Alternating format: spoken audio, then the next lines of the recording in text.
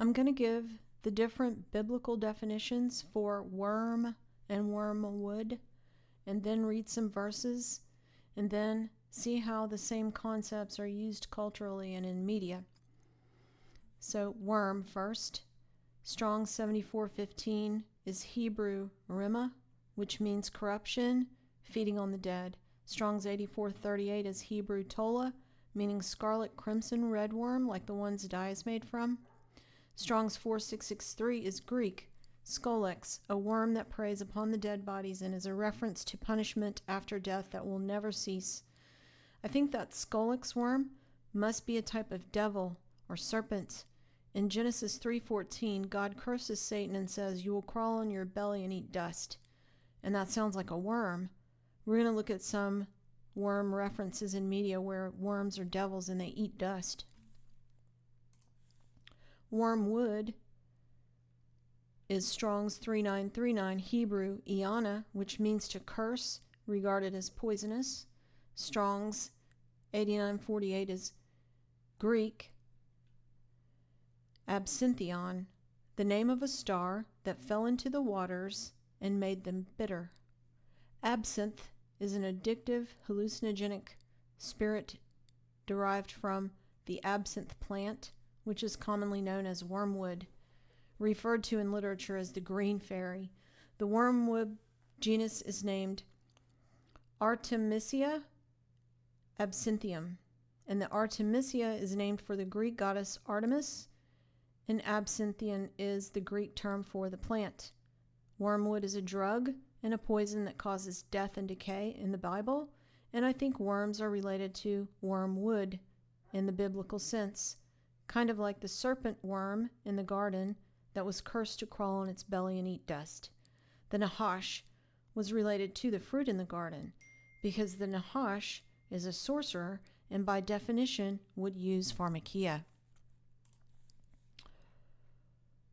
Revelation 8 says, "And the name of the star is called Wormwood, and the third part of the waters became wormwood, and many men died of the waters because they were made bitter." So in Revelation, stars are angels, so to me that sounds like a fallen angel causes the waters to be poisoned with this hallucinogenic drug, which causes death, either physical or spiritual. But some people worship worms and wormwood.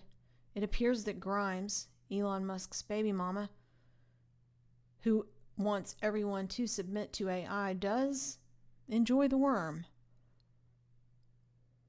So if wormwood is a psychoactive drug like absinthe that allows users to see into the spirit realm, then that's probably why they love it. They love those deceiving spirits who tell them that everyone should submit to AI. Remember, mushrooms are grown at Buckingham Palace? And the mandrake has been grown in the Oxford Garden for over 400 years.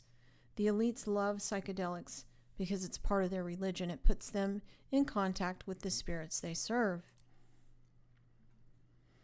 In Frank Herbert's Dune series of novels, the powerful drug known as spice is valuable substance found only in the desert planet Arrakis, which is driving much of the political and economic intrigue in the series. It's made from colossal sandworms.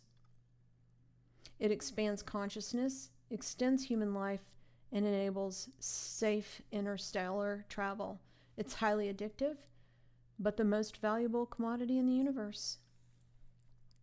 And Grimes loves the Dune series, and she frequently uses the worm symbolism in her art. So now I'm going to read a few of the biblical verses about the worm. Job 17. "I've made my bed in the darkness. I've said to corruption, thou art my father. To the worm, thou art my mother and my sister. And where is now my hope? As for my hope, who shall see it? They shall go down to the bars of the pit. And when our rest together is in the dust." Job 24. "They are those that rebel against the light. They know not the ways thereof, nor abide in the paths thereof.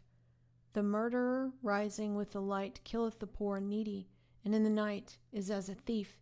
In the dark they dig through houses which they had marked for themselves in the daytime. They know not the light. They are in the terrors of the shadow of death. He is swift as the waters. Their portion is cursed in the earth. He beholdeth not the way of the vineyards. Drought and heat consume the snow waters. So doth the grave those which have sinned. The womb shall forget them. The worm shall feed sweetly on him. He shall be no more remembered, and wickedness shall be as broken as a tree. In Isaiah 14, this is a lament against the king of Babylon. Thy pomp is brought down to the grave, and the noise of thy voiles. The worm is spread under thee, and the worms cover thee. How art thou fallen, O Lucifer, son of the morning? How art thou cut down to the ground, which didst weaken the nations? For thou hast said in thine heart, I will ascend to heaven. I will exalt my throne above the stars of God. I will sit also upon the mount of the congregation in the sides of the north. I will ascend above the heights of the clouds. I will be like the Most High. Yet you shall be brought down to hell, to the sides of the pit. So in that verse, it translates the worm spread under him as Strong's Hebrew 7415. So Rima, which means corruption, feeding on the dead. And the worms that cover him is Strong's Hebrew 8438, which translates to Tola, meaning scarlet, crimson, red worm. So Isaiah 41 is an encouragement to Israel. Fear not, thou worm, Jacob, and ye men of Israel, I will help thee, saith the Lord, and thy Redeemer, the Holy One of Israel. So in Mark chapter 9, in verses 44 and 46 and 48, they include dire warnings that Jesus gives at the Transfiguration, where his appearance is changed dramatically, revealing his divine glory to his disciples, signifying his divinity and foreshadowing his future glory. So Jesus is speaking, and he knows exactly what the worm is, and he repeats 3 times regarding the warnings of hell, once in verse 44, once in verse 46 and 48, the same thing. Where their worm dieth not, and the fire is not quenched. So he's talking about hell, where the worm never dies. So that Strong's is the one that translates to Skolix, which is also referenced in Homer's Iliad.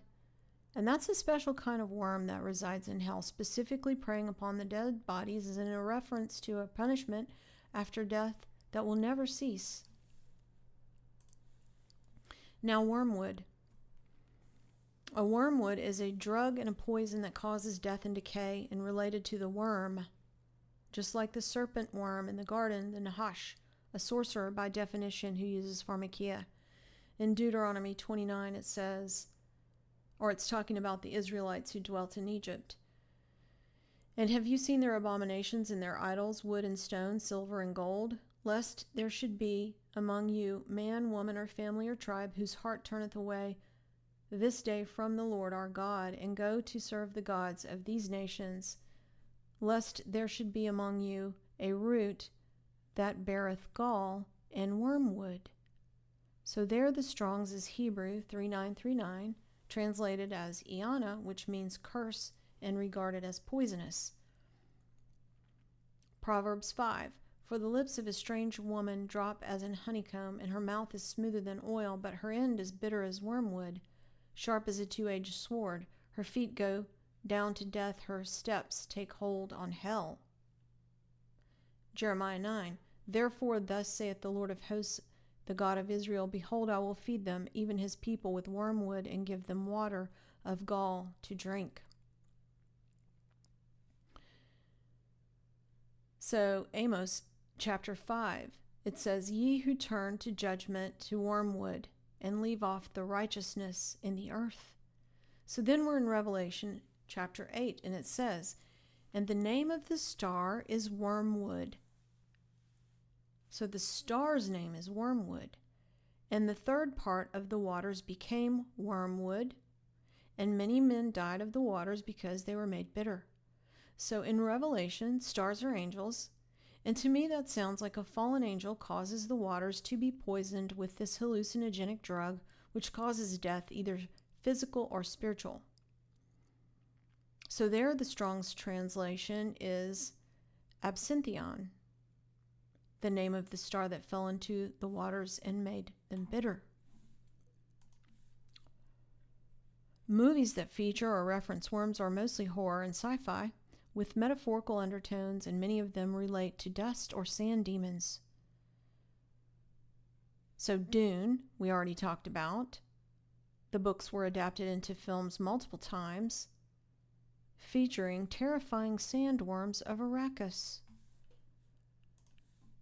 Children of the Corn, a giant worm that lives underground and eats dust, terrorizes the town, but the children worship him, and he's the one who walks behind the rose. There was also Tremors, which was a horror comedy featuring a gigantic prehistoric sandworm. Squirm, a storm causes power lines to electrify the ground and drives thousands of bloodworms and sandworms out, and they become aggressive. Beetlejuice, a giant sandworm with striped body and second heads, swim through the sandy landscape of Saturn. There was Mongolian Deathworm, which was a TV movie featuring deadly subterranean worms unleashed by an American oil company and their drilling operations underground. In The Lord of the Rings, the treacherous character Grima Wormtongue earns his nickname due to his manipulative nature. In Corpse Bride, she has a worm residing in her head. In Star Trek II, the eels are parasitic creatures that crawl into the ears and wrap themselves around the brain, making the people susceptible to suggestion. In James and the Giant Peach, which is a kid's movie, there's a talking earthworm as one of the companions of the main character. Men in Black features various alien species, including the annelids, also referred to as worms. Beasts. Books that feature worms. The Lair of the White Worm by Bram Stoker. The Worm Ouroboros by E.R. Edison features worms. E.R. Edison is from Yorkshire. He's Most Honorable Order of the Bath, Most Distinguished Order of St. Michael and St. George. He was educated at Oxford, where the mandrake is grown in the garden for over 400 years, which is a psychedelic, and he was a Royal Air Force pilot. Mysteries of the Worm is a fictional grimoire by Robert Bloch based on the Lesser and Greater Key of Solomon with the evocation of demons, and it was incorporated into H.P. Lovecraft's Cthulhu mythos. Alice in Wonderland, you have the caterpillar, I think named Absalom. I'm sure there are more songs than this one, but a subscriber mentioned Jefferson Airplane's White Rabbit, and since it relates to Alice in Wonderland, I'm going to go over those lyrics because they also refer to the worm and Wormwood, or psychedelics. This is a cover of their tribute album titled Brave New Worlds. Here are the lyrics, some of them. And if you go chasing rabbits and you know you're going to fall, tell him a hookah-smoking caterpillar has given you the call. He called Alice when she was just small. When the men on the chessboard get up and tell you where to go, and you've just had some kind of mushroom and your mind is moving low, go ask Alice, I think she'll know.